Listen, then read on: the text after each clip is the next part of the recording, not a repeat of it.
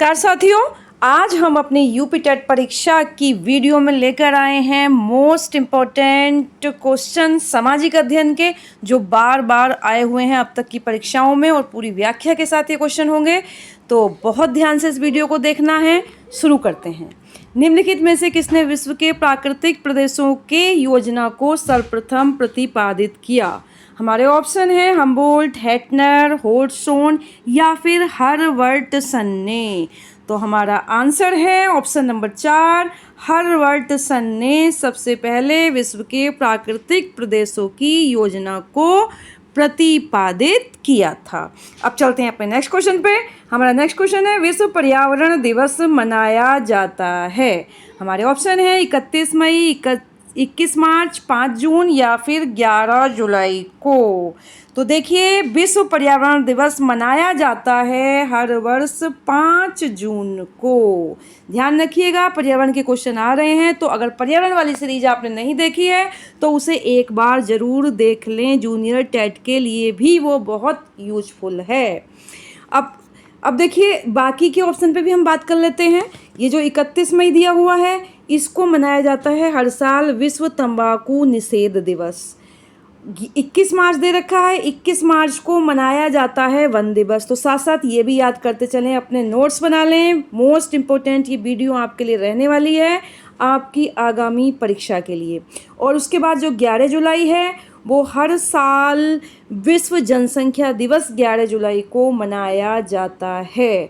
तो चारों की डेट बहुत इम्पोर्टेंट हैं। चारों दिवस आप अपने रजिस्टर में मेंटेन कर लीजिएगा, याद कर लीजिएगा। अब चलते हैं नेक्स्ट क्वेश्चन पे। हमारा नेक्स्ट क्वेश्चन है, विश्व में सर्वाधिक अवसाद ढोने वाली नदी है। हमारे ऑप्शन है अमेजन, नील, ब्रह्मपुत्र या फिर गंगा। तो हमारा आंसर है ऑप्शन नंबर 3 यानी कि ब्रह्मपुत्र। तो पूरे विश्व में सबसे ज़्यादा अवसाद ढोने वाली नदी ब्रह्मपुत्र है। इसमें मिट्टी, रेत और गाद जो है अवसाद के रूप में रहती है, और मृदा अपरदन, भारी वर्षा के कारण इसमें बहुत अवसाद रहता है, और इसी वजह से अक्सर इसकी वजह से भीषण बाढ़ इस नदी में आती है। अब चलते हैं नेक्स्ट क्वेश्चन पर। निम्नलिखित में से कौन सा शांत ज्वालामुखी का उदाहरण है? हमारे ऑप्शन है किलिमंजारो, विसुवियस, क्राकाटोआ या फिर स्ट्रोम्बोली। तो हमारा आंसर है ऑप्शन नंबर 1, किलिमंजारो एक शांत ज्वालामुखी का उदाहरण है। देखिए, किलिमंजारो जो ज्वालामुखी है वो अफ्रीका महाद्वीप के तंजानिया में स्थित है, और ये वहाँ पे अफ्रीका महाद्वीप की सबसे ऊंची चोटी भी है। याद रखिएगा। बाकी के बारे में भी थोड़ा थोड़ा जान लीजिएगा। जो विसुवियस है वो एक सुसुप्त है, सुसुप्त ज्वालामुखी है, और ये इटली के नेपल्स की खाड़ी में है। और ये जो सुसुप्त ज्वालामुखी है सबसे प्रसिद्ध खतरनाक ज्वालामुखी है, और इसमें प्रचंड विस्फोट एक बार हुआ था 79 AD में, जहाँ प्राचीन रोमन शहर था पोम्पेई, वो पूरी तरह से मलबे और राख में दफन हो गया था। इसकी इतना खतरनाक ज्वालामुखी ये है। इसके बाद है क्राकाटोआ ज्वालामुखी। क्राकाटोआ ज्वालामुखी भी सक्रिय ज्वालामुखी है, और ये इंडोनेशिया की सुंडा जलडमरू में जावा और सुमात्रा द्वीपों के बीच में है। ये भी ध्यान रखिएगा कि क्राकाटोआ कहाँ पर है, इंडोनेशिया का है, और सुंडा जलडमरू में है। कई बार क्वेश्चन इस तरह से भी पूछ सकता है, जावा और सुमात्रा द्वीपों के बीच में है। और सन 1883 में इसमें भयंकर विस्फोट हुआ था। उसकी आवाज़ समझ लीजिए आप कि इंडोनेशिया से लेकर ऑस्ट्रेलिया महाद्वीप में सुनाई दी थी। उसकी वजह से सुनामी आ गई थी, हजारों लोगों की जान इस विस्फोट में गई हुई थी। इसके बाद स्ट्रोम्बोली। तो स्ट्रोम्बोली बहुत ही सक्रिय ज्वालामुखी है। इटली के सिसिली द्वीप के पास लिपारी द्वीप पर यह स्थित है, और ये जो स्ट्रोम्बोली है ये लगातार सक्रिय पिछले 2000 वर्षों से। इसमें छोटे छोटे विस्फोट, लगातार गैस, धधकता हुआ लावा निकलता रहता है, और रात में इसके प्रकाश से चारों तरफ का समुद्री क्षेत्र चमकता रहता है, और इसीलिए इसे भूमध्य सागर का प्रकाश स्तंभ भी कहते हैं। तो ये सब चीज़ें अपने रजिस्टर में नोट कर लीजिएगा, याद कर लीजिएगा। अब चलते हैं नेक्स्ट क्वेश्चन पर। मूल्यांकन संबंधित है। छात्रों के कौशलों के विकास से, छात्रों की उपलब्धियों से, छात्रों की रुचि से या फिर छात्रों के गुणों से? तो हमारा आंसर है ऑप्शन नंबर बी, छात्रों की उपलब्धियों से। मूल्यांकन का संबंध हमारा है कि छात्रों में कितना आउटपुट आ रहा है, यानी कि वो कितना गेन कर पाए हैं। अब चलते हैं नेक्स्ट क्वेश्चन पर। हमारा नेक्स्ट क्वेश्चन है, कक्षा शिक्षण होना चाहिए।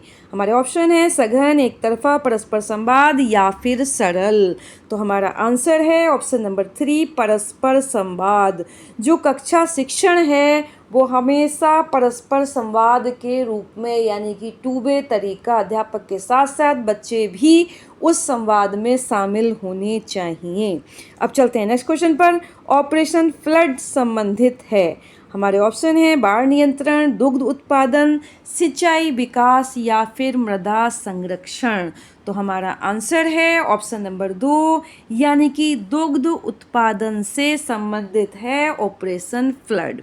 इसके जनक भारत में बर्गिज कुरियर को माना जाता है। बर्गिज कुरियर भारत में दुग्ध क्रांति के जनक कहे जाते हैं और ऑपरेशन फ्लड इसी से संबंधित है। अब चलते हैं नेक्स्ट क्वेश्चन पर। पृथ्वी की आंतरिक संरचना में क्रोड का निर्माण निम्न में से किन तत्वों द्वारा हुआ है? हमारे ऑप्शन हैं सिलिका और एल्युमिनियम, सिलिका और मैग्नीशियम, लोहे और निकल या फिर सिलिका और लोहा। तो हमारा आंसर है इस क्वेश्चन का ऑप्शन नंबर 3, लोहा और निकल। क्या आंसर है इसका? लोहा और निकल। तो जो ये क्वेश्चन है, पृथ्वी की आंतरिक संरचना में जिसका निर्माण किस तत्वों से हुआ है, तो आंतरिक संरचना का निर्माण हुआ है लोहे और निकल से। तो देखिए, पृथ्वी की जो संरचना है उसको 3 भागों में बांटा गया है।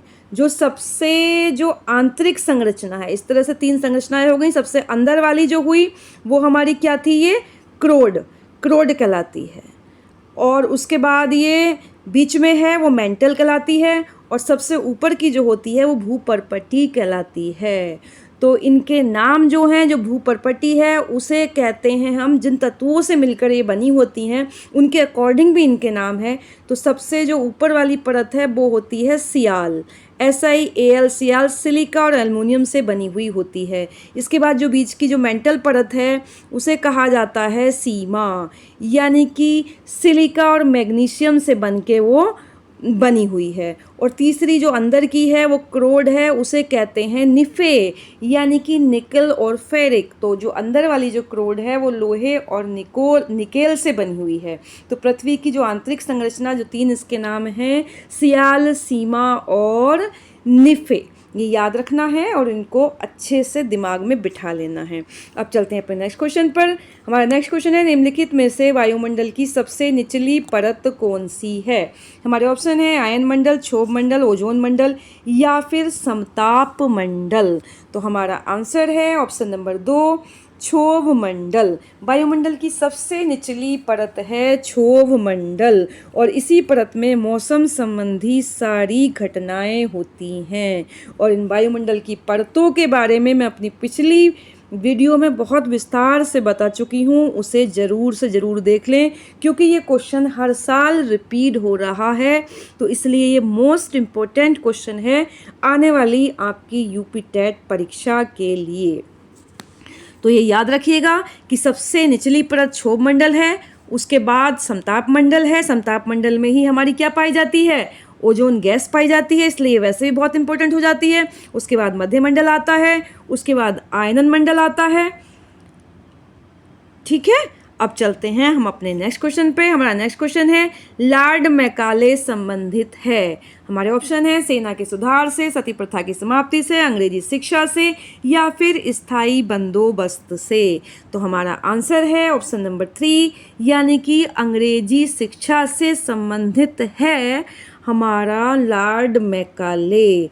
सन 1835 में ये मैकाले ने अपनी शिक्षण पद्धति, यानी कि अंग्रेजी शिक्षण पद्धति रखा था, उसने मिनट ऑन एजुकेशन 1835 में वो लेकर आया था। उसमें उसने अंग्रेजी माध्यम से शिक्षा का प्रावधान किया था। तो लॉर्ड मैकाले का संबंध है अंग्रेजी शिक्षा से। अब चलते हैं नेक्स्ट क्वेश्चन पे। भारतीय राष्ट्रीय कांग्रेस की प्रथम महिला अध्यक्ष थी। हमारे ऑप्शन है सुचेता कृपलानी, राजकुमारी अमृत कौर, नेली सेन गुप्ता या फिर एनी बेसेंट। तो हमारा आंसर है ऑप्शन नंबर 4 एनी बेसेंट भारतीय राष्ट्रीय कांग्रेस की प्रथम महिला अध्यक्ष थीं, जो 1917 में कलकत्ता अधिवेशन की अध्यक्षता उन्होंने की थी। अगर क्वेश्चन कहीं आता है कि फर्स्ट राष्ट्रीय कांग्रेस की पहली भारतीय अध्यक्ष कौन थी, तो वो हो जाती हैं सरोजनी नायडू। तो ये भी याद रखिएगा कि भारतीय राष्ट्रीय कांग्रेस की प्रथम महिला अध्यक्ष कौन है, 1917 में बनी, ये थी एनी बेसेंट। और 1925 में पहली भारतीय महिला कांग्रेस को अध्यक्ष मिली, जो हैं सरोजनी नायडू 1925 में। तो दोनों ही चीज़ों को नोट कर लीजिएगा। अब चलते हैं नेक्स्ट क्वेश्चन पर। भारतीय इतिहास में स्वर्ण युग किस काल को कहते हैं? हमारे ऑप्शन है मौर्य काल, वैदिक काल, गुप्त काल या फिर वर्धन काल। तो हमारा आंसर है ऑप्शन नंबर 3 गुप्त काल को भारतीय इतिहास में स्वर्ण युग कहा जाता है। तो स्वर्ण युग कहा जाता है क्योंकि उस समय पे 4वीं से 6वीं शताब्दी के बीच में गुप्त काल था। उस समय में भारत में कला, विज्ञान, साहित्य, खगोल, गणित हर क्षेत्र में भारत ने प्रगति की थी। कालिदास, आर्यभट्ट और बारहमिहिर जैसे गणितज्ञ और साहित्यकार उस समय में ही थे। तो इसलिए गुप्त काल को स्वर्ण युग कहा जाता है भारत के इतिहास का। अब चलते हैं नेक्स्ट क्वेश्चन पर। दिल्ली के लाल किले में मोती मस्जिद का निर्माण किसने किया था? हमारे ऑप्शन हैं अकबर, जहांगीर, शाहजहां या फिर औरंगजेब। तो हमारा आंसर है ऑप्शन नंबर 4 औरंगजेब ने लाल किले में मोती मस्जिद का निर्माण कराया था। तो मोती मस्जिद का औरंगजेब ने निर्माण कराया था 1659-1660 के दौरान में, और इसने ये अपने व्यक्तिगत उपयोग के लिए लाल किले में मोती मस्जिद का निर्माण कराया था। अब चलते हैं नेक्स्ट क्वेश्चन पे। हमारा नेक्स्ट क्वेश्चन है सिकंदर लोदी ने किस नगर की स्थापना की थी? हमारे ऑप्शन है इलाहाबाद, सिकंदराबाद, कानपुर या फिर आगरा। तो हमारा आंसर है आगरा। सिकंदर लोदी ने आगरा की स्थापना की थी, और ये स्थापना की थी इसने 1504 में। ये भी याद रखिएगा। अब चलते हैं अपने नेक्स्ट क्वेश्चन पर। पृथ्वी और चंद्रमा के मध्य की दूरी कितनी है? तो हमारे ऑप्शन हैं 4,84,000 किलोमीटर, 3,84,400 किलोमीटर, 3,40,400 किलोमीटर या 3,64,400 किलोमीटर। तो हमारा आंसर है ऑप्शन नंबर 2 3,84,400 किलोमीटर दूरी है पृथ्वी और चंद्रमा के बीच की। तो फैक्चुअल क्वेश्चन है, याद रखिएगा। अब चलते हैं नेक्स्ट क्वेश्चन पर। निम्न में से भारत की कौन सी नदी एक विभ्रंश घाटी से होकर बहती है? हमारे ऑप्शन है गंगा, नर्मदा, कावेरी या फिर कृष्णा। तो हमारा आंसर है ऑप्शन नंबर 2 नर्मदा नदी भारत की विभ्रंश घाटी यानी कि रिफ्ट वैली से होकर बहती है। अब चलते हैं नेक्स्ट क्वेश्चन पर। रामकृष्ण मिशन की स्थापना किसने की? हमारे ऑप्शन हैं दयानंद सरस्वती, स्वामी विवेकानंद, राजा राम मोहन राय, दादा भाई नेहरू जी। तो हमारा आंसर है ऑप्शन नंबर 2 स्वामी विवेकानंद ने रामकृष्ण मिशन की स्थापना की। और मोस्ट इम्पोर्टेंट ये क्वेश्चन है, क्योंकि ये बार बार इस में दोहराया गया है। बहुत इंपॉर्टेंट क्वेश्चन है। अब चलते हैं नेक्स्ट क्वेश्चन पर। आज़ाद हिंद फौज के सैनिकों पर चली मुकदमे की पैरवी करने वाले दल की अध्यक्षता किसने की थी? हमारे ऑप्शन हैं भूलाभाई देसाई, जवाहरलाल नेहरू, मोहम्मद अली जिन्ना या फिर CR दास।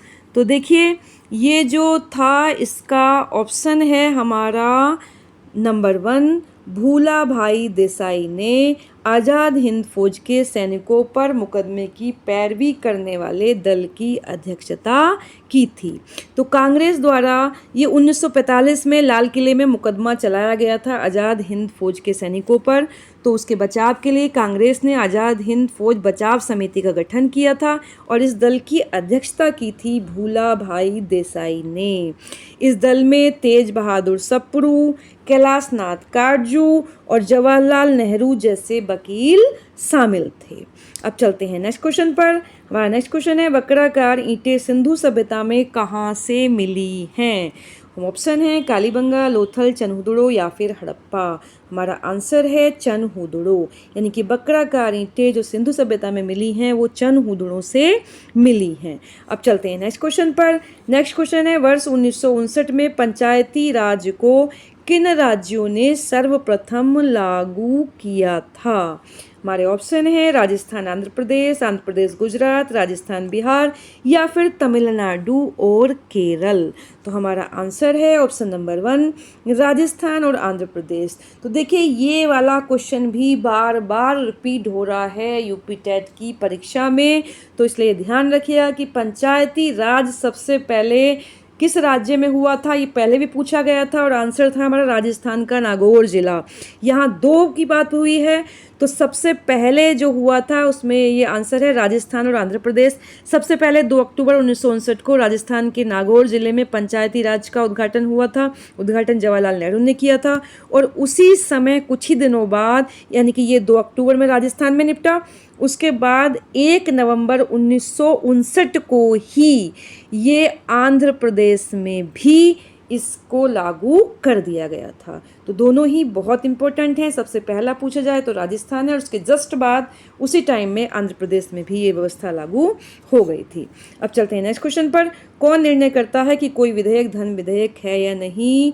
तो देखिए ये भी मोस्ट इम्पोर्टेंट क्वेश्चन है और ये भी कई बार रिपीट हुआ है। धन विधेयक कोई विधेयक है या नहीं है, इसका निर्णय करता है लोकसभा का अध्यक्ष, यानी कि स्पीकर ये निर्णय करता है। इसके बारे में भी विस्तार से और कौन से आर्टिकल में इसका उल्लेख है मैं अपनी पिछली वीडियो में बता चुकी हूँ। तो अगर मेरी पहली वीडियो आप लोगों ने नहीं देखी है तो ज़रूर से ज़रूर देख लें, वो आपकी तैयारी के लिए बहुत उपयोगी होंगी। अब चलते हैं नेक्स्ट क्वेश्चन पर। सभी भारतीयों को मतदान का अधिकार होना चाहिए, चाहे उनका सामाजिक आर्थिक स्तर कुछ भी हो, ये किसका विचार था? हमारे ऑप्शन है महात्मा गांधी, डॉक्टर राजेंद्र प्रसाद, B.R. अम्बेडकर या फिर जवाहरलाल नेहरू। तो हमारा आंसर है ऑप्शन नंबर 3 B.R. अम्बेडकर का ये विचार था, क्योंकि जिस टाइम ये संविधान बनाया जा रहा था तो उसमें काफ़ी विचार हुआ कि किसको दिया जाए मतदान का अधिकार, तो उसमें B.R. अम्बेडकर का हाथ ज़्यादातर रहा था उस चीज़ के लिए कि चाहे सामाजिक आर्थिक और कुछ भी स्तर हो, सबको मतदान का इक्वलिटी से अधिकार होना चाहिए। अब चलते हैं नेक्स्ट क्वेश्चन पर। संवैधानिक सरकार का अर्थ है संविधान की शर्तों के अनुसार सरकार, कानून के अनुसार सरकार, लोकतांत्रिक सरकार या फिर उपरोक्त सभी। तो हमारा आंसर है ऑप्शन नंबर 4 उपरोक्त सभी, यानी कि संवैधानिक सरकार का जो अर्थ है वो सारी ही शर्तें इसमें मान्य होती हैं। अब चलते हैं नेक्स्ट क्वेश्चन पर। राज्यसभा के कितने सदस्यों को राष्ट्रपति मनोनीत करता है? ऑप्शन है 2, 10, 12 या फिर 15। हमारा आंसर है ऑप्शन नंबर 3 12 सदस्यों को राष्ट्रपति राज्यसभा के लिए मनोनीत कर सकता है। और इससे संबंधित आर्टिकल है हमारे संविधान में 80। आर्टिकल 80 के अंतर्गत राष्ट्रपति राज्यसभा के लिए 12 सदस्यों को मनोनीत कर सकता है, जो किसी विशेष क्षेत्रों में, यानी कि कला है, विज्ञान है और इस खेल है, कला, विज्ञान, खेल या किसी भी सामाजिक स्तर में किसी ने कोई अच्छी उपाधि प्राप्त करी है, तो उन जगहों से या फिर फिल्मी कलाकार जैसे कि जया बच्चन जी हैं या और भी हैं जिनको मनोनीत किया गया है। अभी जो थी हमारी सुधा मैम, उन्हें भी राज्यसभा में मनोनीत किया गया है। तो अब चलते हैं अपने नेक्स्ट क्वेश्चन पे। निम्नलिखित में से किसने शिक्षा के एक महान केंद्र विक्रमशिला महाविहार का निर्माण कराया था? ऑप्शन है धर्मपाल, गोपाल, हर्षा या फिर बालादित्य। तो हमारा आंसर है ऑप्शन नंबर 1 धर्मपाल ने शिक्षा के एक महान केंद्र विक्रमशिला महाविहार का निर्माण करवाया था। और याद रखिएगा इसको, ये भी मोस्ट इम्पोर्टेंट क्वेश्चन है। अब चलते हैं अपने नेक्स्ट क्वेश्चन पर। हमारा नेक्स्ट क्वेश्चन है कालीबंगा किस राज्य में स्थित है? हमारे ऑप्शन है गुजरात, पंजाब, राजस्थान या फिर हरियाणा। तो हमारा आंसर है ऑप्शन नंबर 3, राजस्थान में स्थित है कालीबंगा। अब चलते हैं नेक्स्ट पर। किन आधारों पर राष्ट्रपति राज्यपाल को पदच्युत कर सकेगा? ऑप्शन है कदाचार, असमर्थता, संविधान का उल्लंघन या फिर राज्यपाल की पदच्युति के आधार पर का संविधान में कोई उल्लेख नहीं किया गया है। तो हमारा आंसर है ऑप्शन नंबर 4, यानी कि राज्यपाल का जो पद से हटाने का आधार है वो संविधान में कोई भी वर्णन उसका नहीं किया गया है कि किस आधार पे ये हो सकता है। संविधान का आर्टिकल नंबर है 156, जिसके अंतर्गत ये व्यवस्था की गई है कि राज्यपाल अपने पद पर राष्ट्रपति के प्रसाद पर्यंत कार्य कर सकेगा। यानी कि जब केंद्र सरकार राष्ट्रपति को सलाह देती है तो वो किसी भी राज्यपाल को उसके पद से वापस बुला लेता है, लेकिन उसका कोई वाजिब कारण संविधान में वर्णित नहीं है। अब चलते हैं नेक्स्ट क्वेश्चन पर। राज्य विधानसभा की अधिकतम सदस्य संख्या है 400, 500, 450 या फिर 550।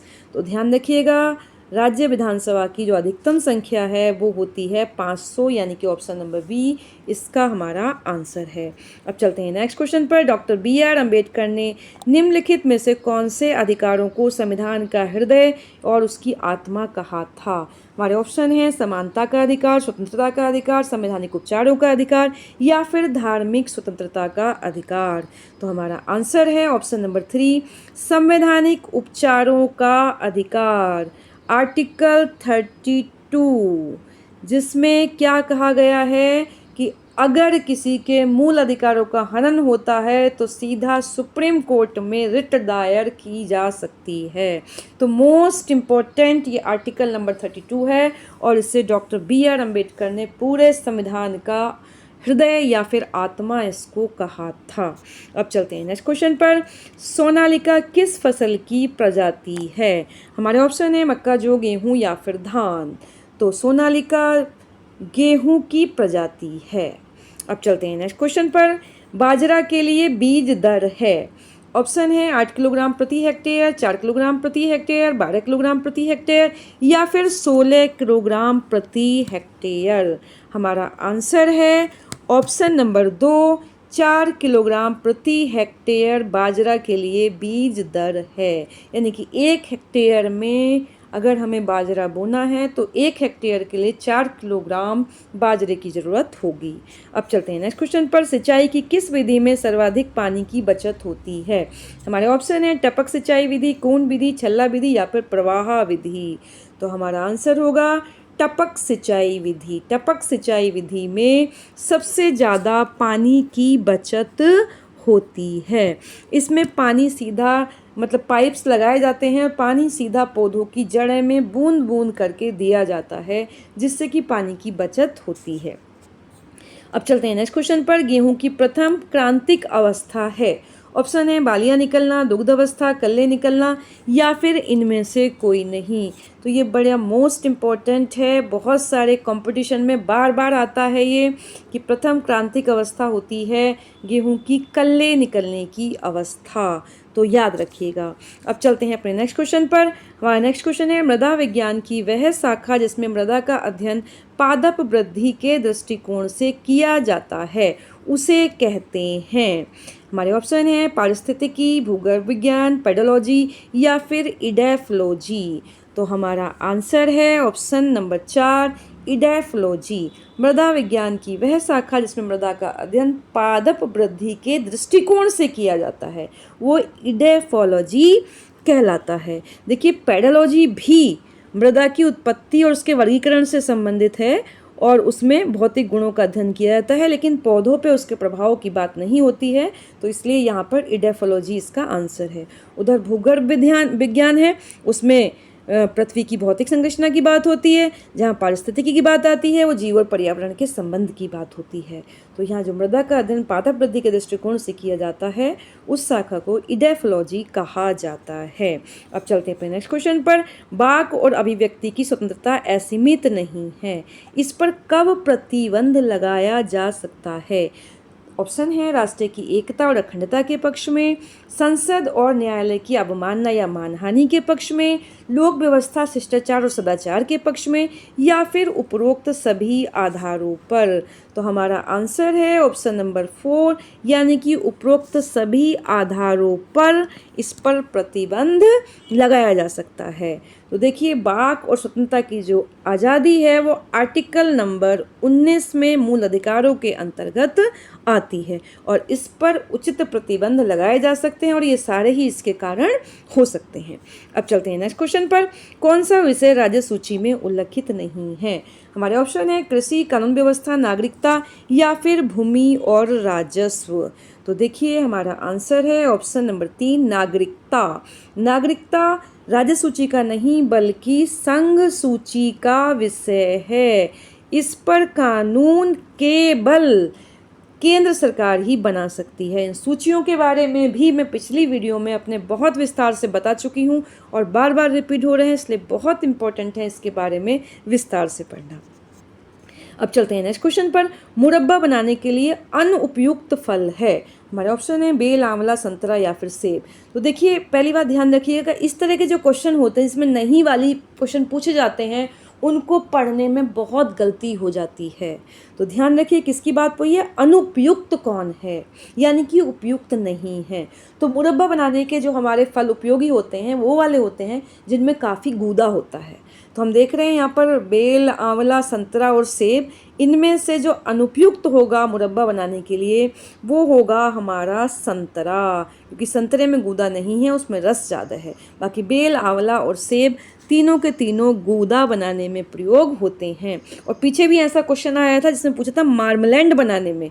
तो रस वाले फलों का जो यूज होता है वो होता है मार्मलैंड बनाने में, यानी कि संतरे का यूज किस में होगा, मार्मलैंड बनाने में, और गूदे वाले फलों का होता है मुरब्बा बनाने में, याद रखिएगा। अब चलते हैं नेक्स्ट क्वेश्चन में। जेली में कितना प्रतिशत कुल घुलनशील ठोस पाया जाता है?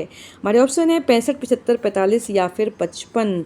तो हमारा आंसर है ऑप्शन नंबर 1 65% घुलनशील ठोस पाया जाता है जेली बनाने में। अब चलते हैं नेक्स्ट क्वेश्चन पर। चित्रकला के तत्व होते हैं? हमारे ऑप्शन है वर्ण, ज्ञान, पोत, अंतराल, रेखा और रूप या फिर सभी। तो हमारा आंसर है ऑप्शन नंबर 4 यानी कि ये सभी। चित्रकला के 6 तत्व होते हैं। कितने तत्व होते हैं? 6 तत्व होते हैं। उसमें हमारा रेखा हो गया, रूप है, वर्ण है, तो रेखा, रूप, वर्ण, ज्ञान, पोत, अंतराल, ये 6 के 6 तत्व हमारे इस चित्रकला के होते हैं। तो इसलिए इसका आंसर है ऑप्शन नंबर 4 यानी कि छवि, ये सभी।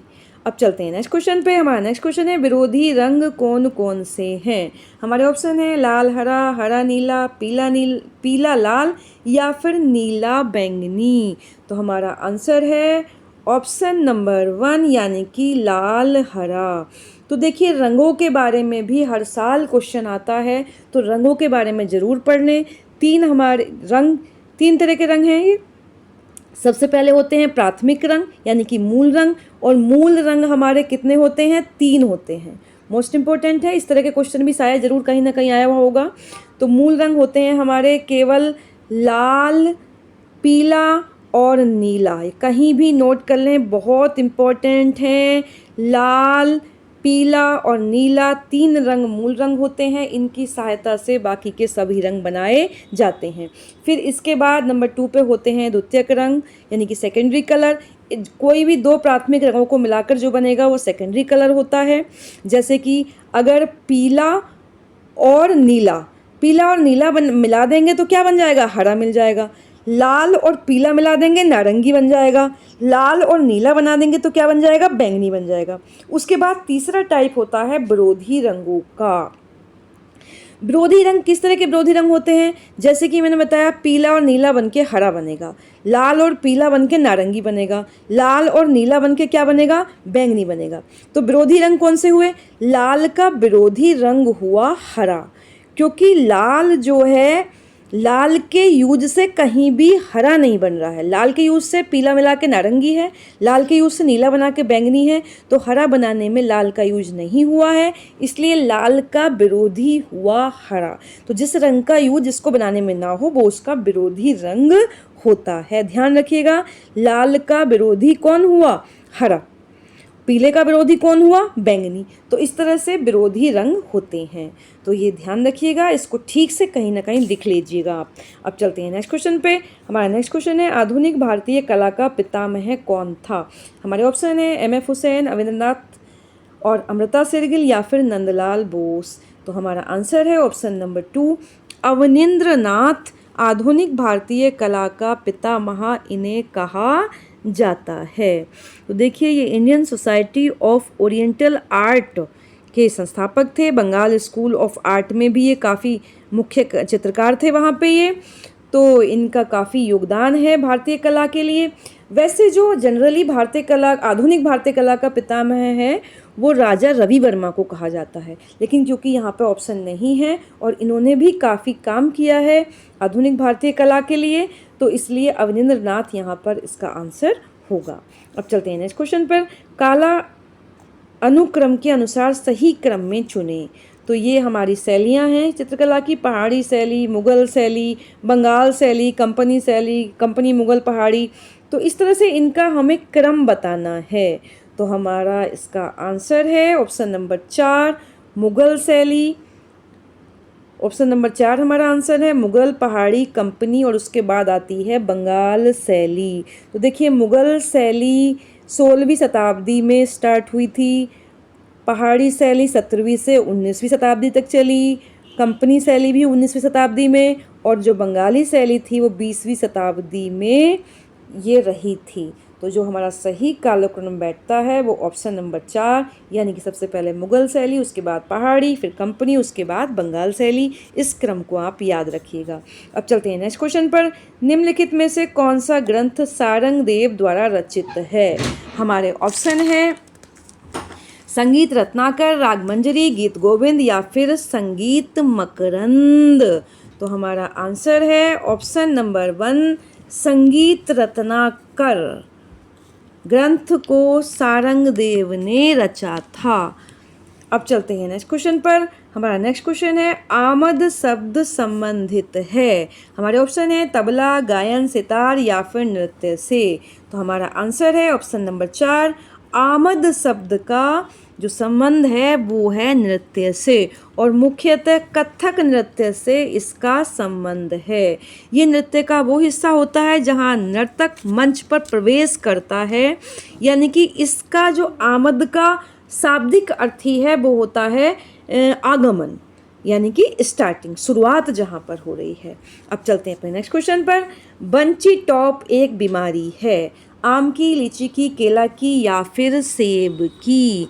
तो हमारा आंसर है ऑप्शन नंबर 3, जो बंची टॉप बीमारी है वो केले की बीमारी है। ये एक वायरल रोग है जो केला बंची टॉप वायरस, बनाना बंची टॉप वायरस से फैलती है, और इसमें पौधे फल नहीं देता है। अगर ये वायरस लग गया है बंची टॉप तो केले पे फल नहीं आता है। अब चलते हैं नेक्स्ट क्वेश्चन पर। फर्टिगेशन का संबंध है। हमारे ऑप्शन है परागण, निषेचन, संकरण या फिर जल और उर्वरक देने से। तो हमारा आंसर है ऑप्शन नंबर 4, जल और उर्वरक देने से। तो फर्टिगेशन 2 शब्दों से मिलकर बना हुआ है। फर्टिलाइजर खाद को कहते हैं और इरिगेशन कहा गया था सिंचाई को। तो दोनों चीज़ें जब एक साथ होती हैं तो उसे हम बोलते हैं फर्टिगेशन। इसमें दोनों की ही, पानी की भी बचत होती है और फर्टिलाइज़र की भी क्या होती है, बचत होती है। तो बड़ा मोस्ट इम्पोर्टेंट सा वर्ड है फर्टिगेशन, याद रखिएगा। अब चलते हैं नेक्स्ट क्वेश्चन पर। भोजन में सबसे अधिक कैलोरी किसमें होती है? वसा, कार्बोहाइड्रेट्स, प्रोटीन या फिर खनिज लवण। तो हमारा आंसर होगा ऑप्शन नंबर 1, वसा में सबसे अधिक कैलोरी होती है। कितनी कैलोरी होती है? लगभग 9 कैलोरी प्रति ग्राम। तो वसा के 1 ग्राम से 9 कैलोरी मिलती है। तो देखिए ये जो सारे के सारे क्वेश्चन यूपी टेट में सामाजिक अध्ययन में आते हैं वो लगभग छठी, सातवीं, आठवीं की किताबों से ही आते हैं। तो इसको आप अच्छे से, अगर आप टीचर हैं तो छठी, सातवीं, आठवीं की सामाजिक अध्ययन की किताबों को एक बार ज़रूर ध्यान से पढ़ लें। कहीं ना कहीं से वही क्वेश्चन सिलेबस में आ रहे हैं और बाहर से कुछ भी नहीं है। और देखिए हाँ, तो ये ध्यान रखिएगा कि वसा से 9 कैलोरी मिल रही है। उसके बाद कार्बोहाइड्रेट और प्रोटीन से लगभग 4 कैलोरी मिलती है और खनिज लवण से कोई भी कैलोरी नहीं मिलती है, ध्यान रखिएगा। अब चलते हैं नेक्स्ट क्वेश्चन पर। हमारा नेक्स्ट क्वेश्चन है, मांसपेशियां किस कार्य में सहायक होती हैं? शरीर को सुडौल आकर्षण बनाने में, शरीर की गतिशीलता में, रक्त परिसंचरण में, या फिर उपरोक्त सभी में? तो हमारा आंसर है ऑप्शन नंबर 4, उपरोक्त सभी में मांसपेशियां सहायक होती हैं। मांसपेशियों शरीर सुडौल और आकर्षण बनाने में, शरीर की गतिशीलता में और रक्त परिसंचरण में भी मांसपेशियां सहायक होती हैं। अब चलते हैं नेक्स्ट क्वेश्चन पर। मनुष्य को व्यायाम कब करना चाहिए? भोजन के पश्चात, रात्रि में, खाली पेट प्रातःकाल या जब भी समय मिले? तो हमारा आंसर है ऑप्शन नंबर 3, प्रातःकाल खाली पेट मनुष्य को व्यायाम करना चाहिए। ये सबसे उचित समय होता है व्यायाम करने का। अब चलते हैं नेक्स्ट क्वेश्चन पे। हमारा नेक्स्ट क्वेश्चन है, मनुष्य का मस्तिष्क कहाँ स्थित होता है? हमारे ऑप्शन है उदर गुहा में, बक्षीय गुहा में, कपाल में, या फिर मुख गुहा में? तो हमारा आंसर है ऑप्शन नंबर 3, कपाल में। जो मनुष्य का मस्तिष्क होता है वो कपाल यानी कि स्कल के अंदर सुरक्षित रहता है। उदर गुहा में क्या होता है? उदर गुहा में पाचन अंग जैसे पेट है, लीवर है, ये सुरक्षित रहते हैं। बक्षीय गुहा में हृदय और फेफड़े सुरक्षित रहते हैं और मुख गुहा में मुंह के अंदर का क्षेत्र आता है। तो ये सारी की सारी चीज़ें आप नोट कर लीजिएगा, बहुत इंपॉर्टेंट रहेंगी आपकी परीक्षा के लिए। अब चलते हैं नेक्स्ट क्वेश्चन पर। फुटबॉल का पहला अंतर्राष्ट्रीय मैच कब हुआ था? हमारे ऑप्शन है 1872, 1873, 1876 या फिर 1871। तो हमारा आंसर है ऑप्शन नंबर 1 यानी कि 1872 में फुटबॉल का पहला अंतर्राष्ट्रीय मैच हुआ था। 30 नवंबर, डेट भी याद रखिएगा, 30 नवंबर 1872 को पहला अंतर्राष्ट्रीय फुटबॉल मैच स्कॉटलैंड में हुआ था और ये स्कॉटलैंड और इंग्लैंड के बीच खेला गया था, जिसमें दोनों 0-0 यानी कि बराबरी पर रहे थे। अब चलते हैं नेक्स्ट क्वेश्चन पर। सैयद मोदी को किस खेल के लिए भारतीय राष्ट्रीय पदक मिला था? तो हमारा ऑप्शन है बैडमिंटन, वॉलीबॉल, फुटबॉल या फिर बास्केटबॉल। तो आंसर है हमारा सैयद मोदी को राष्ट्रीय पदक मिला था बैडमिंटन में, और इनके नाम पर बैडमिंटन की एक खेल भी खेला जाता है, सैयद मोदी ट्रॉफी भी बैडमिंटन में दी जाती है। तो कई बार क्वेश्चन वही पूछ लेता है कि सैयद मोदी ट्रॉफी का संबंध किस खेल से है, तो इसको याद रखिएगा, बैडमिंटन से है। अब चलते हैं नेक्स्ट क्वेश्चन पर। ओलंपिक ध्वज में कितने चक्र हैं? 3, 2, 4 या फिर 5? तो हमारा आंसर है 5। 5 ओलंपिक ध्वज में चक्र होते हैं, जो पांचों महाद्वीप, जो पांचों मुख्य महाद्वीप हैं उनकी एकता को दिखाते हैं, प्रदर्शित करते हैं। जो पांचों मुख्य महाद्वीप हैं उन्हीं के आधार पर इसमें 5 चक्र होते हैं। अब चलते हैं हम अपने नेक्स्ट क्वेश्चन पर। हमारा नेक्स्ट क्वेश्चन है, कबड्डी में कितने खिलाड़ी होते हैं? कबड्डी में कितने खिलाड़ी होते हैं? तो देखिए कबड्डी में खिलाड़ी कितने होते हैं? 8, 7, 9 या फिर 12। तो हमारा ऑप्शन है 12। कबड्डी में खिलाड़ी कितने होते हैं? 12। और उन 12 में से ध्यान रखिएगा कि 7 तो रहते हैं कोर्ट पर और 5 जो होते हैं वो हमारे विकल्प के रूप में तैयार रहते हैं। तो कुल मिलाकर 12 खिलाड़ी कबड्डी में होते हैं। अब चलते हैं नेक्स्ट क्वेश्चन पर। राग पीलू किस वर्ग में आता है? शुद्ध, संकीर्ण, एक और दो, दोनों या फिर किसी में भी नहीं? तो हमारा आंसर है ऑप्शन नंबर 2, राग पीलू संकीर्ण वर्ग में आता है। अब चलते हैं अपने नेक्स्ट क्वेश्चन पर। हमारा नेक्स्ट क्वेश्चन है, किसका उपनाम गलत है? हमारे ऑप्शन है बाजिद अली, अख्तर पिया, सामता प्रसाद मिश्र गुदई महाराज, महबूब खान दरस पिया या फिर इनायत हुसैन प्राण पिया। तो हमारा आंसर है ऑप्शन नंबर 4, इनायत हुसैन का उपनाम प्राण पिया नहीं है। तो देखिए याद रखिएगा कि बाकियों के जो उपनाम हैं उन्हें भी याद कर लो। वाजिद अली को अख्तर पिया कहा गया, सामता प्रसाद मिश्र को गुदई महाराज, महबूब खान को दरस पिया, लेकिन इनायत हुसैन को प्राण पिया नहीं कहा जाता, बल्कि प्राण पिया जो उपनाम है वो है उस्ताद बिलायत हुसैन खान का। तो जो प्राण पिया नाम है वो किसका है? उस्ताद बिलायत हुसैन खान का, वो आगरा घराने से संबंधित हैं। और जो इनायत हुसैन है उनका जो उपनाम है वो इनायत पिया है। क्या है उपनाम? इनायत पिया। तो इनके नाम और इनके उपनाम आप ज़रूर से ज़रूर नोट कर लें। और इनायत हुसैन का जो संबंध है वो रामपुर सहसवान घराने से है। अब चलते हैं नेक्स्ट क्वेश्चन पर। इनमें एक संधि प्रकाश राग है। हमारे ऑप्शन है जौनपुरी भैरव बिहाग या फिर वृंदावनी सारंग। तो हमारा आंसर है ऑप्शन नंबर 2 भैरव। देखिए संधि प्रकाश राग कहते हैं कि जब दो समय मिल रहे हों, ये समय होता है सुबह का 4 से 7 का और शाम का 4 से 7 का।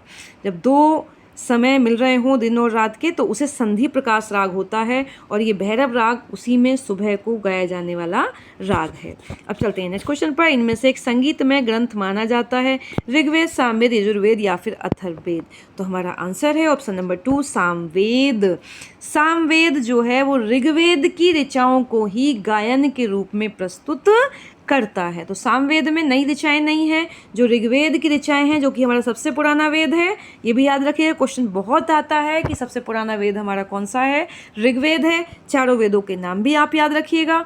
तो ऋग्वेद सबसे पुराना वेद है और उसी को जो काव्यात्मक रूप में वर्णन है वो सामवेद में आता है। और सामवेद को ही भारतीय शास्त्रीय संगीत और नृत्य का मूल उत्पत्ति सामवेद से ही मानी जाती है, ये भी याद रखिएगा। अब चलते हैं नेक्स्ट क्वेश्चन पर।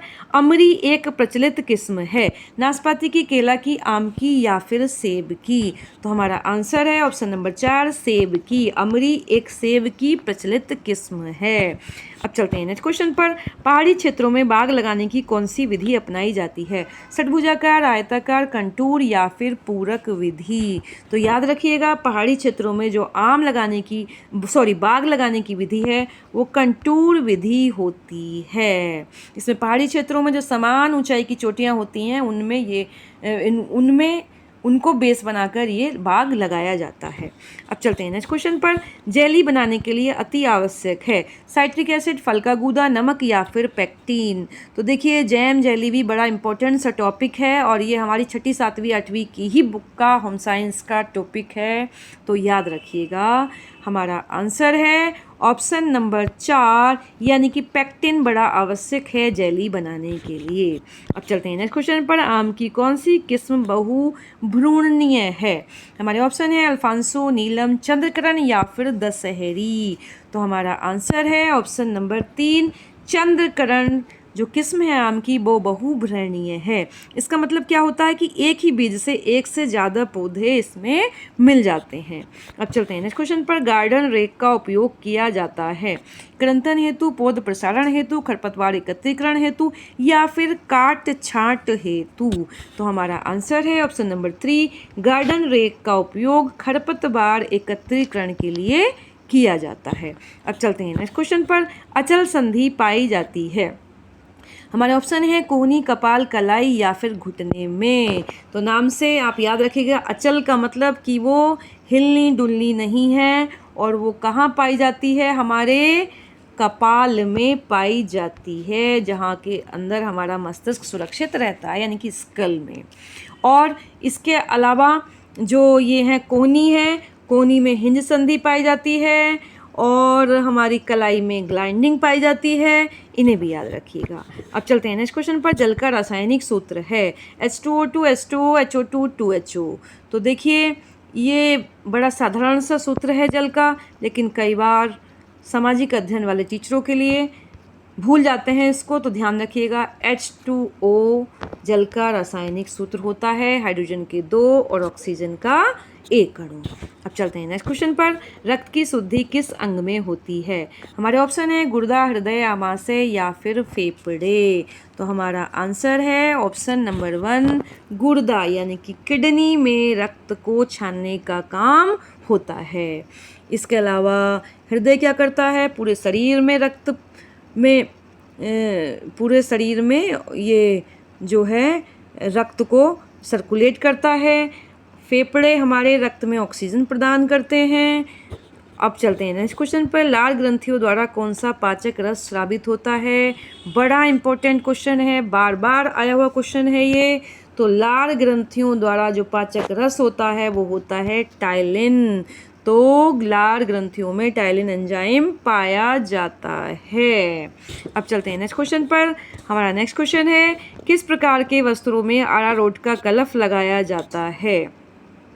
हमारे ऑप्शन है ऊनी, सूती, रेशमी या फिर कृत्रिम तंतु। तो हमारा आंसर है ऑप्शन नंबर 2 सूती वस्त्रों में अरारोट का कलफ लगाया जाता है। अब चलते हैं नेक्स्ट क्वेश्चन पर। निम्न में से किस प्रकार का मृदा जल पौधों द्वारा ग्रहण किया जाता है? हमारे ऑप्शन है गुरुत्वीय जल, केशिका जल, आर्द्रताग्राही जल या इनमें से कोई नहीं। तो हमारा आंसर है ऑप्शन नंबर 2 केशिका जल, यानी कि कैपिलरी वाटर।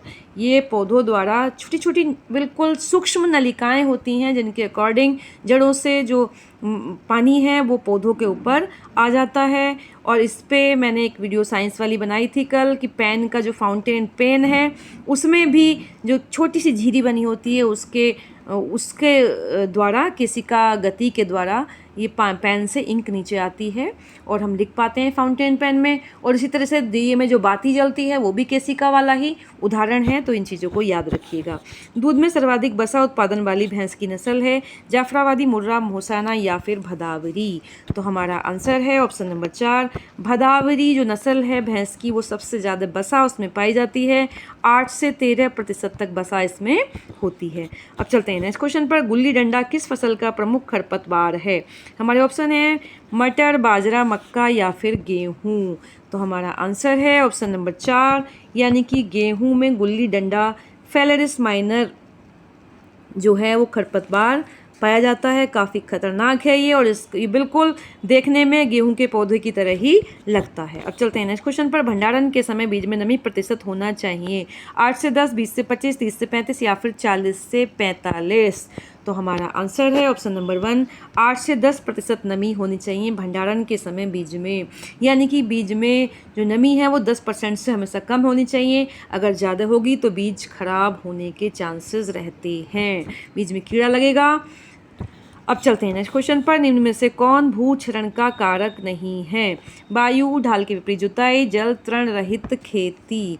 तो हमारा आंसर है ऑप्शन नंबर 2 ढाल के विपरीत जुताई भू क्षरण का कारण नहीं है। अब चलते हैं नेक्स्ट क्वेश्चन पर। इंद्रधनुष में नीले रंग के बाद कौन सा रंग आता है? लाल रंग, बैंगनी रंग, हरा रंग या फिर गहरा नीला रंग। तो हमारा आंसर है ऑप्शन नंबर 4 गहरा नीला रंग इस नीले रंग के बाद आता है। तो इंद्रधनुष में 7 रंग रहते हैं, उनको याद रखिएगा आप। ये एक वर्ड होता है विवग्योर। तो violet, indigo, blue, green, yellow, orange और रेड। तो ये नीचे से ऊपर को है, ऊपर से नीचे का ये है। तो ऊपर से नीचे वाला हमसे यहाँ पूछा था कि नीले के बाद कौन सा आएगा। जब ऐसे इस तरह से पूछा जाए तो ऊपर से नीचे का क्रम हम बताते हैं। तो यहाँ ब्लू यानी कि नीला, तो नीले के बाद ये इंडिगो यानी कि गहरा नीला इसमें दे रखा है ऑप्शन, तो इसलिए ये आएगा। तो विवग्योर आप याद रखिएगा क्रम इनका इन धनुष के रंगों का। बी यानी कि वॉयलेट, आई यानी कि इंडिगो, बी यानी कि ब्लू, जी यानी कि ग्रीन, वाई यानी कि येलो, ओ यानी कि ऑरेंज और आर यानी कि रेड। इनको नोट कर लीजिएगा, लिख लीजिएगा। ये नीचे से ऊपर का क्रम है और ऊपर से नीचे का क्रम ये आ जाता है, red, orange, yellow, green, blue, Indigo और वायलेट। अब चलते हैं नेक्स्ट क्वेश्चन पर। रस्किन के अनुसार कला क्या है? हमारे ऑप्शन है कला जीवन है, कला सौंदर्य है, कला अभिव्यक्ति है या फिर कला अनुकृति है। तो हमारा आंसर है ऑप्शन नंबर 3 रस्किन के अनुसार कला अभिव्यक्ति है। और वास्तव में कला के अकॉर्डिंग हम अपनी अभिव्यक्ति को ही प्रदर्शित करते हैं। अब चलते हैं नेक्स्ट क्वेश्चन पर। राज्य ललित कला अकादमी कहाँ स्थित है? हमारे ऑप्शन है आगरा, लखनऊ, इलाहाबाद या फिर कानपुर। तो हमारा आंसर है ऑप्शन नंबर 2, लखनऊ में राज्य ललित कला अकादमी स्थित है, जिसकी स्थापना 8 फरवरी 1962 को हुई थी। तो ये भी आप याद रखिएगा, मोस्ट इम्पोर्टेंट क्वेश्चन है ये। अब चलते हैं नेक्स्ट क्वेश्चन पर। हमारा नेक्स्ट क्वेश्चन है बाज पक्षी नामक चित्र का चित्रण किस मुगल शासक के समय में हुआ था? हमारे ऑप्शन है अकबर, बाबर, हुमायूं या फिर जहांगीर। तो हमारा आंसर है ऑप्शन नंबर 4, जहांगीर के समय में बाज पक्षी नामक चित्र का चित्रण हुआ था। तो जो जहांगीर का समय था वो मुगल चित्रकला के लिए स्वर्ण काल कहा जाता था। और उस्ताद जो फेमस चित्रकार थे उस समय के, वो थे उस्ताद मंसूर खान, उन्हीं का ये चित्र था बाज का। तो उस्ताद मंसूर खान ने बाज का ये प्रसिद्ध चित्र बनाया था। अब चलते हैं नेक्स्ट क्वेश्चन पर। प्राथमिक रंग कितने होते हैं? तो देखिए मैं बता चुकी हूँ पिछले ही क्वेश्चन में, प्राथमिक रंग हमारे होते हैं 3। कौन कौन से बताए थे? लाल, पीला और नीला। तो मोस्ट इम्पोर्टेंट क्वेश्चन, एक ही सीरीज में 2 बार ये आ चुका है, लाल, पीला, नीला। तो 3 तरह के मैंने रंग बताए थे, प्राथमिक, द्वितीयक और विरोधी। तीनों को ही अच्छे से आप नोट्स बना के नोट कर लीजिएगा, बार बार ये क्वेश्चन इसमें से आया हुआ है। अब चलते हैं नेक्स्ट क्वेश्चन पर। हमारा नेक्स्ट क्वेश्चन है पेनल्टी स्ट्रोक किस खेल से संबंधित है? हमारे ऑप्शन है हॉकी, फुटबॉल, क्रिकेट या फिर वॉलीबॉल। तो हमारा आंसर है option number 1, hockey. Penalty stroke का संबंध हॉकी से है। अब चलते हैं नेक्स्ट क्वेश्चन पर। टेक ऑफ बोर्ड किस स्पर्धा से संबंधित है? ऊंची कूद, लंबी कूद, जेवलिन या फिर शॉट पुट। तो हमारा आंसर है ऑप्शन नंबर 2, लंबी कूद से संबंधित है टेक ऑफ बोर्ड का। अब चलते हैं नेक्स्ट क्वेश्चन पर। बोनस लाइन किस खेल से संबंधित है? हमारे ऑप्शन है खो खो, कबड्डी, बैडमिंटन या फिर वॉलीबॉल। तो हमारा आंसर है ऑप्शन नंबर 2, कबड्डी से संबंधित है बोनस लाइन का। अब चलते हैं नेक्स्ट क्वेश्चन पर। फुटबॉल टीम में खिलाड़ियों की संख्या कितनी होती है?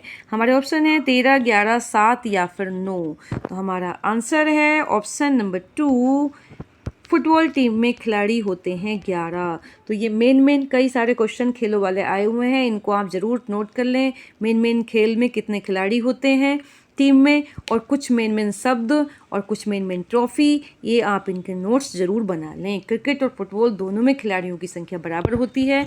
कितनी होती है? 11 होती है। अगला क्वेश्चन है लोबी किस खेल से संबंधित है? हमारे ऑप्शन है कबड्डी, खो खो, बैडमिंटन या फिर वॉलीबॉल। तो देखिए लोबी का संबंध है कबड्डी से, याद रखिएगा। अब चलते हैं नेक्स्ट क्वेश्चन पर। सामाजिक अध्ययन शिक्षण का मुख्य उद्देश्य छात्रों में निम्नलिखित का विकास करना है? राष्ट्रीयता की भावना का, प्रांतीयता की भावना का, स्थान विशेष की भावना का या फिर जातीयता की भावना का। तो हमारा आंसर है ऑप्शन नंबर 1, राष्ट्रीयता की भावना का विकास करना है सामाजिक अध्ययन शिक्षण का उद्देश्य। अब चलते हैं नेक्स्ट क्वेश्चन पर। निम्नलिखित में से कौन सा ऐसा विषय है जो सामाजिक अध्ययन विषय वस्तु प्रदान नहीं करता है? हमारे ऑप्शन है नागरिक शास्त्र, इतिहास, भूगोल या फिर रसायन शास्त्र। तो देखिए बड़े इंपॉर्टेंट बात जो मैंने अभी बताई थी कि इस तरह के क्वेश्चन में ध्यान रख लेगा नहीं वाले क्वेश्चन में कि नहीं की बात हो रही है। तो सामाजिक अध्ययन विषय वस्तु प्रदान नहीं करता है रसायन शास्त्र को। बाकी के बाकी तीनों जो ऑप्शन हैं नागरिक शास्त्र, इतिहास, भूगोल, वो तीनों के तीनों सामाजिक अध्ययन के अंतर्गत ही आते हैं। अब चलते हैं नेक्स्ट क्वेश्चन पर। हमारा नेक्स्ट क्वेश्चन है सामाजिक अध्ययन लोगों और सामाजिक और भौतिक वातावरण के उनकी पारस्परिक क्रिया से संबंधित है। ये परिभाषा किसकी है? MP मुफात, राष्ट्रीय शैक्षिक अनुसंधान और प्रशिक्षण परिषद, माध्यमिक शिक्षा आयोग या RC एडविन। तो देखिए हमारा आंसर है राष्ट्रीय शैक्षिक अनुसंधान और प्रशिक्षण परिषद, यानी कि NCERT की ये परिभाषा है। अब चलते हैं अपने नेक्स्ट क्वेश्चन पर। हमारा नेक्स्ट क्वेश्चन है सामाजिक अध्ययन के अंतर्गत भूगोल शिक्षण हेतु सर्वाधिक उपयोगी सहायक सामग्री है? मानचित्र, समय रेखा चित्र, फ्लैश कार्ड या फिर बैरोमीटर? तो देखिए हमारा आंसर है ऑप्शन नंबर ए, भूगोल शिक्षण के लिए सबसे उपयोगी सहायक सामग्री होती है मानचित्र। अब चलते हैं नेक्स्ट क्वेश्चन पर। हमारा नेक्स्ट क्वेश्चन है, कनिष्क का दरबारी चिकित्सक था? हमारे ऑप्शन है नागसेन, सुश्रुत, चरक या फिर अश्वघोष? तो हमारा आंसर है ऑप्शन नंबर 3, चरक। कनिष्क का दरबारी चिकित्सक था चरक। कौन था? चरक। कनिष्क का जो दरबारी चिकित्सक था वो कौन था? चरक था। अब चलते हैं अपने नेक्स्ट क्वेश्चन की तरफ। हमारा नेक्स्ट क्वेश्चन है, निम्नलिखित में से किसे शाहजहां द्वारा निर्मित नहीं कराया गया था? हमारे ऑप्शन है ताजमहल, दिल्ली का लाल किला, दिल्ली की जामा मस्जिद या फिर बुलंद दरवाजा? तो हमारा आंसर है ऑप्शन नंबर 4, बुलंद दरवाजे का निर्माण शाहजहां ने नहीं बल्कि अकबर ने करवाया था। किसने करवाया था? अकबर ने 1575 में गुजरात विजय के बाद करवाया था बुलंद दरवाजे का निर्माण, याद रखिएगा। अब चलते हैं नेक्स्ट क्वेश्चन पर। गांधी जी ने असहयोग आंदोलन कब शुरू किया गया था? 1920 में, 1930 में, 1940 में या फिर 1941 में? तो हमारा आंसर है ऑप्शन नंबर 1, 1920 में। 1 अगस्त 1920 में गांधी जी ने असहयोग आंदोलन शुरू किया था। अब चलते हैं नेक्स्ट क्वेश्चन पर। दीन इलाही की स्थापना किसने की थी? ये भी बड़ा इंपॉर्टेंट सा क्वेश्चन है और इसका आंसर है हमारा अकबर। पीछे विस्तार से मैंने इसके बारे में पूरा पिछली वीडियो में बताया था। अब चलते हैं नेक्स्ट क्वेश्चन पर। निम्नलिखित में से किसे भारतीय नेपोलियन कहा जाता है? हमारे ऑप्शन है चंद्रगुप्त मौर्य, हर्षवर्धन, चंद्रगुप्त विक्रमादित्य या फिर समुद्रगुप्त? तो हमारा आंसर है ऑप्शन नंबर 4, समुद्रगुप्त को भारतीय नेपोलियन कहा जाता है उसके अभियानों की वजह से। अब चलते हैं नेक्स्ट क्वेश्चन पे। महाराजा धीराज की उपाधि धारण करने वाला प्रथम गुप्त शासक कौन था? हमारे ऑप्शन है श्रीगुप्त, घटोत्कच, चंद्रगुप्त प्रथम या फिर चंद्रगुप्त द्वितीय? तो हमारा आंसर है ऑप्शन नंबर 3, चंद्रगुप्त प्रथम पहला गुप्त शासक था जिसने महाराजा धीराज की उपाधि धारण की थी। और एक बात और ध्यान रखिएगा कि ये प्रथम गुप्त शासक था जिसने महाराजा धीराज की उपाधि धारण करी थी और इसको 319-320 ईस्वी से गुप्त संवत की शुरुआत भी इसने की थी। तो ये भी बड़ा इम्पोर्टेंट है कि गुप्त संवत की शुरुआत किस गुप्त शासक ने की और कब की? तो 319-320 ईस्वी में गुप्त संवत की शुरुआत हुई थी। अब चलते हैं नेक्स्ट क्वेश्चन पे। हुमायूंनामा किसने लिखा था? हमारे ऑप्शन है अबुल फजल, बदायूनी, गुलबदन बेगम या फिर हुमायूं? तो हमारा आंसर है ऑप्शन नंबर 3, गुलबदन बेगम ने हुमायूंनामा की रचना की थी। ये हुमायूं की बहन थी, यानी कि अकबर की बुआ थीं ये, और इन्होंने अकबर के कहने पर ही हुमायूंनामा की रचना की थी जिसमें इन्होंने हुमायूं की बारे में लिखा है। अब चलते हैं नेक्स्ट क्वेश्चन पर। भारत में परमाणु शक्ति का केंद्र कौन सा है? डिगबोई, कलपक्कम, रानीगंज या फिर नरोरा? तो देखिए हमारा आंसर है ऑप्शन नंबर 4, नरोरा। देखिए ये कलपक्कम में भी परमाणु शक्ति का केंद्र है, तो इस ऑप्शन में दोनों ही इसके आंसर हैं। तो अगर उत्तर प्रदेश में पूछा है तो वो नरोरा होगा। ठीक है, इस क्वेश्चन में कुछ ना कुछ ये गड़बड़ी है। दोनों ही ये हमारे परमाणु शक्ति के केंद्र हैं, याद रखिएगा। अब चलते हैं नेक्स्ट क्वेश्चन पर। पृथ्वी और सूर्य के मध्य अधिकतम दूरी की स्थिति को किस नाम से जानते हैं? बड़ा मोस्ट इम्पोर्टेंट क्वेश्चन है ये। हमारे ऑप्शन है उपसौर, अपसौर, विषुव या फिर संचालन? तो हमारा आंसर है ऑप्शन नंबर 2, अपसौर। जब पृथ्वी और सूर्य के बीच की दूरी अधिकतम होती है और ये अधिकतम दूरी लगभग होती है 15.2 करोड़ किलोमीटर, तो उस स्थिति को हम क्या कहते हैं? अपसौर कहते हैं। और ये होती है 4 जुलाई को अपसोर की स्थिति होती है जब पृथ्वी और सूर्य के मध्य दूरी मैक्सिमम होती है लगभग 15.2 करोड़ किलोमीटर। इसको नोट कर लीजिएगा। इसके अलावा ये भी ध्यान रख लीजिए कि उपसौर कौन सी कंडीशन है। उपसौर उस कंडीशन को कहते हैं जब पृथ्वी और सूर्य सबसे निकट होते हैं और उनके बीच की दूरी 14.7 करोड़ किलोमीटर होती है और ये स्थिति 3 जनवरी को होती है। ये भी आप ध्यान रखिएगा। इसके अलावा 21 जून को उत्तरी गोलार्ध में सबसे लंबा दिन होता है, उसे ग्रीष्म अयांत कहते हैं। 22 दिसंबर को शीत अयांत होता है और 21 मार्च और 23 सितंबर को विषुव कहा जाता है। विषुव, तो विषुव हमारा कब होता है?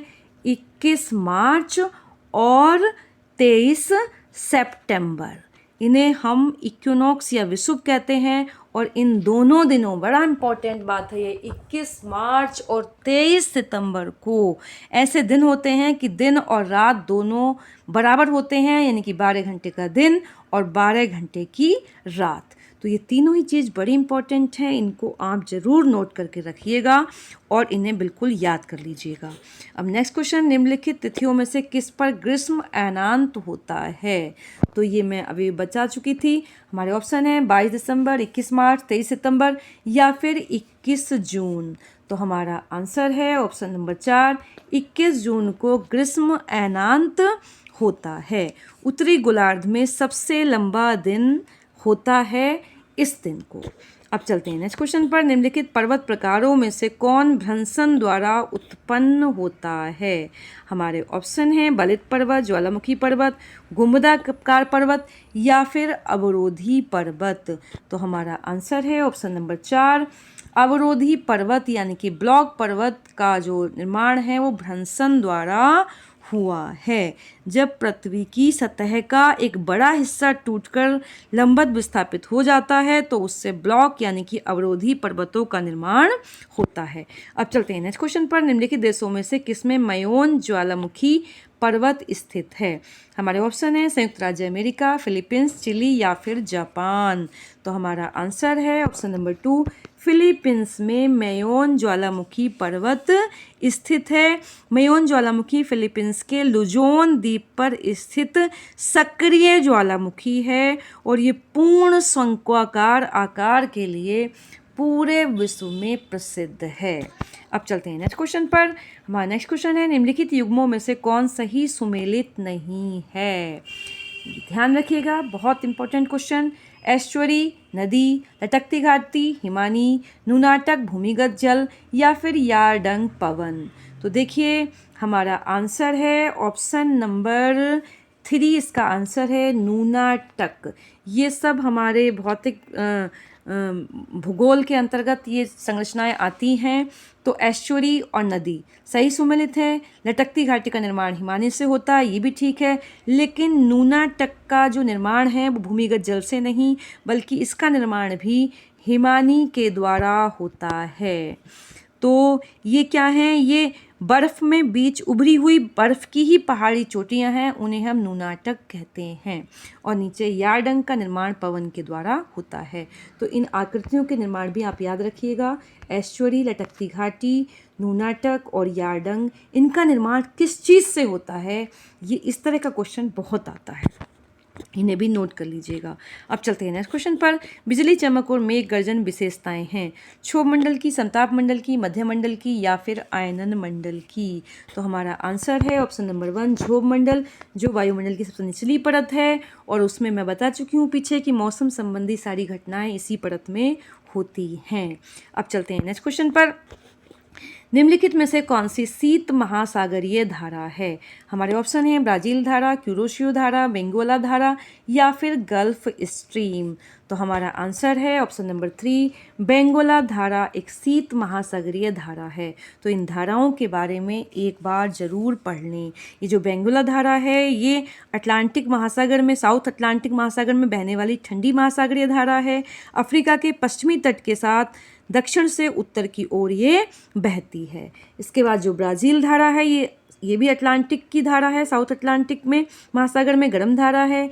क्यूरोसियो धारा है, ये उत्तरी प्रशांत महासागर की गर्म धारा है, और गल्फ स्ट्रीम जो है ये भी उत्तरी अटलांटिक महासागर की गर्म धारा है। इनके बारे में आप एक बार जरूर पढ़ लें। अब चलते हैं नेक्स्ट क्वेश्चन पर। भारत में प्रबुद्ध लोकतंत्र का प्रस्ताव सर्वप्रथम किसने प्रस्तुत किया था? हमारे ऑप्शन है जयप्रकाश नारायण, एम.एन. रॉय, महात्मा गांधी या फिर विनोबा भावे। तो हमारा आंसर है option number 2, M.N.. Roy.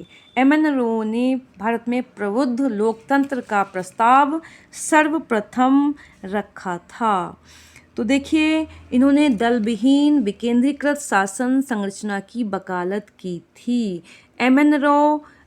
Roy बड़ा ही इम्पोर्टेंट नाम है ये। इन्होंने जो है, इनका जो असली नाम था वो मानवेंद्र नाथ राव था, लेकिन इन्होंने बाद में मानवेंद्र नाथ राव, एम.एन. रॉय नाम था इसका, लेकिन इनका मूल नाम क्या था? नरेंद्र नाथ भट्टाचार्य था।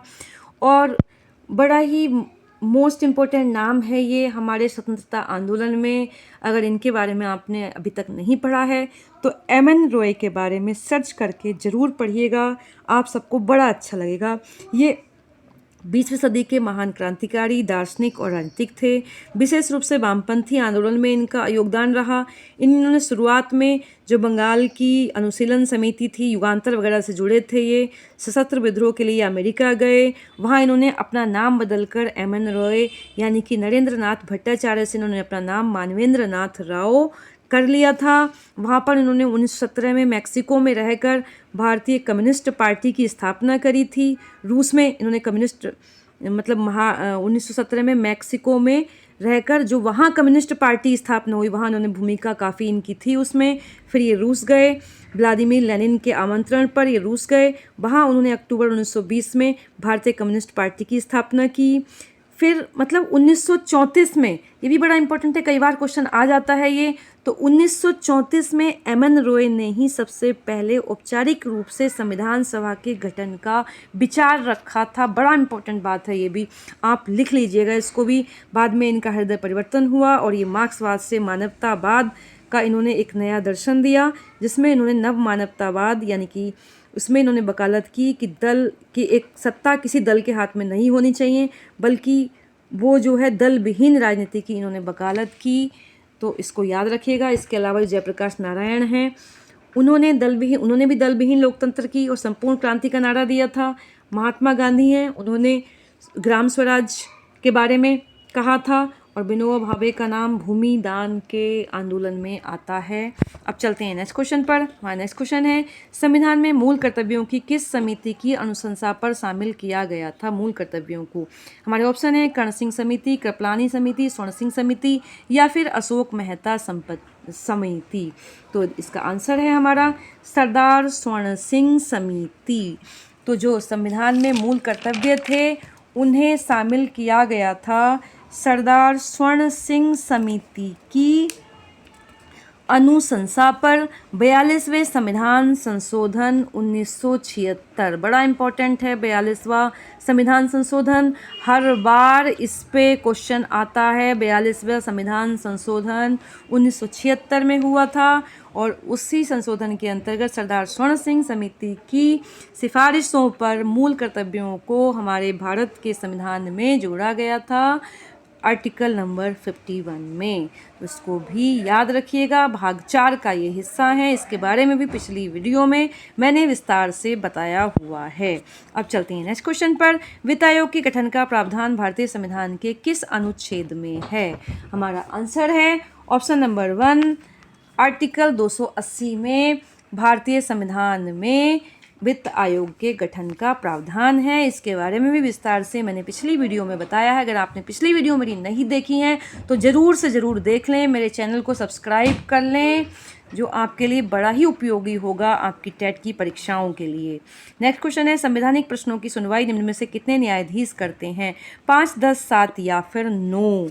तो हमारा आंसर है ऑप्शन नंबर 1, 5। कोई भी संवैधानिक प्रश्न की अगर सुनवाई है तो उसमें सुप्रीम कोर्ट में 5 से कम न्यायाधीश नहीं होंगे, उस बेंच में 5 या 5 से ज़्यादा ही न्यायाधीश हो सकते हैं। अब चलते हैं नेक्स्ट क्वेश्चन पर। लोक अदालत द्वारा पहली बार मुकदमों की सुनवाई कब की गई थी? हमारे ऑप्शन है 6 अक्टूबर 1985, 4 अप्रैल 1977, 26 जनवरी 1950 या फिर 23 सितंबर 2013।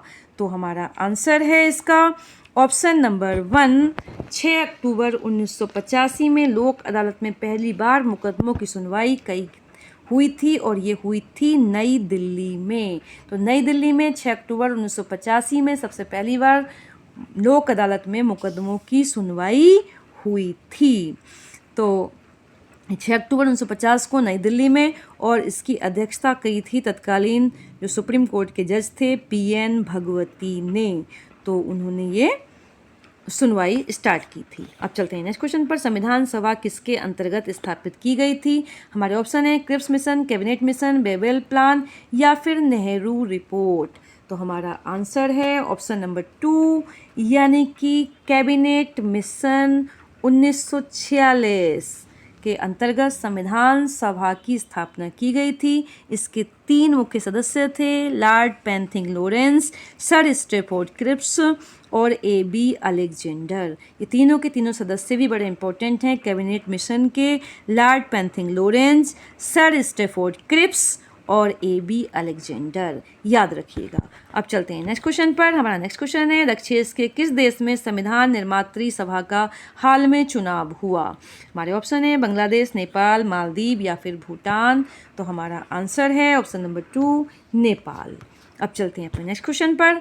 हमारा नेक्स्ट क्वेश्चन है भारत में सांगीतिक विकास के क्रम में किस काल को स्वर्णयुग कहा जाता है? हमारे ऑप्शन है मध्यकाल, प्राचीन काल, ब्रिटिश काल या फिर आधुनिक काल। तो हमारा आंसर है ऑप्शन नंबर 2 प्राचीन काल को इस मामले में स्वर्णयुग कहा जाता है। अब चलते हैं नेक्स्ट क्वेश्चन पर। क्रमिक पुस्तक मालिका इन्होंने लिखी है? पंडित भातखंडे, पलुतकर, ठाकुर या फिर कैंकड़ी। तो हमारा इसका आंसर है ऑप्शन नंबर 1। ठीक है। अब चलते हैं नेक्स्ट क्वेश्चन पर। सामाजिक अध्ययन के शिक्षण में महत्वपूर्ण सहायक साधन कौन सा है? व्याख्यान, श्रव्य दृश्य, कार्य निर्धारण या फिर वाद विवाद। तो हमारा आंसर है ऑप्शन नंबर 2 श्रव्य दृश्य। तो देखना, श्रव्य और दिखाई भी दे और सुनाई भी दे, इस तरह का साधन सामाजिक अध्ययन के लिए, उसको समझने के लिए बहुत इम्पॉर्टेंट है, क्योंकि जब हम चीज़ों को देखते हैं तो वो हमारे माइंड में अच्छे से बैठ जाती हैं। अब चलते हैं नेक्स्ट क्वेश्चन पर। शैक्षिक क्षेत्र में पाठ्यचर्या का तात्पर्य है पढ़ाने का तरीका, मूल्यांकन प्रक्रिया, विद्यालय का संपूर्ण कार्यक्रम या कक्षा में प्रयुक्त हेतु विषय सामग्री। तो हमारा आंसर है ऑप्शन नंबर 3 विद्यालय का संपूर्ण कार्यक्रम आता है शैक्षिक क्षेत्र में पाठ्यचर्या के अंतर्गत। पाठ्यचर्या यानी कि कैरिकुलम। तो जो हमारा कैरिकुलम होता है उसमें केवल कोई एक क्षेत्र नहीं बल्कि विद्यालय का संपूर्ण कार्यक्रम आता है, जिसमें सभी कुछ आ जाता है, यानी कि अध्यापक, बच्चा, किताबें, पढ़ाने का तरीका, उपलब्ध संसाधन, ये सभी कुछ कैरिकुलम के अंतर्गत आता है। अब चलते हैं अपने नेक्स्ट क्वेश्चन पर। सामाजिक विषय में TLM प्रयुक्त नहीं होता है? चुंबकीय कंपास, ग्लोब, मानचित्र या फिर नेपियर पट्टी। तो देखिए हमारा आंसर है ऑप्शन नंबर 4 नेपियर पट्टी। नेपियर पट्टी का प्रयोग गणित विषय में किया जाता है गुणा और भाग के लिए, और बाकी इन सब चुंबकीय कंपास, ग्लोब और मानचित्र का प्रयोग किया जाता है सामाजिक विषय में। अब चलते हैं नेक्स्ट क्वेश्चन पर। हमारा नेक्स्ट और लास्ट क्वेश्चन है इस वीडियो का। हमारा क्वेश्चन है निम्नलिखित में से किस जलवायु प्रदेश में एस्किमो पाए जाते हैं? हमारे ऑप्शन है टुंड्रा प्रदेश, भूमध्य रेखीय प्रदेश, भूमध्य सागरीय प्रदेश या फिर पश्चिमी यूरोपीय प्रदेश। तो देखिए हमारा आंसर है ऑप्शन नंबर 1 टुंड्रा प्रदेशों में एस्किमो पाए जाते हैं। और ये टुंड्रा प्रदेश उत्तरी ध्रुवों जैसे अलास्का, कनाडा, ग्रीनलैंड या फिर साइबेरिया में ये टुंड्रा प्रदेश पाए जाते हैं और वहीं पर एस्किमो पाए जाते हैं। तो बहुत बहुत धन्यवाद आपका। और अगर आपको मेरी वीडियो अच्छी लग रही है तो आप मेरे चैनल को प्लीज़ लाइक, शेयर और कमेंट ज़रूर करें। और अगर आप इस वीडियो में कोई सुधार चाहते हैं तो प्लीज़ कमेंट में ज़रूर बताएं। और मैं आशा करती हूँ आपकी यूपीटेट परीक्षाओं में ये मेरी बनाई हुई वीडियो बहुत लाभदायक रहेंगी। तो बहुत बहुत धन्यवाद, नमस्कार। मिलते हैं अगली वीडियो में।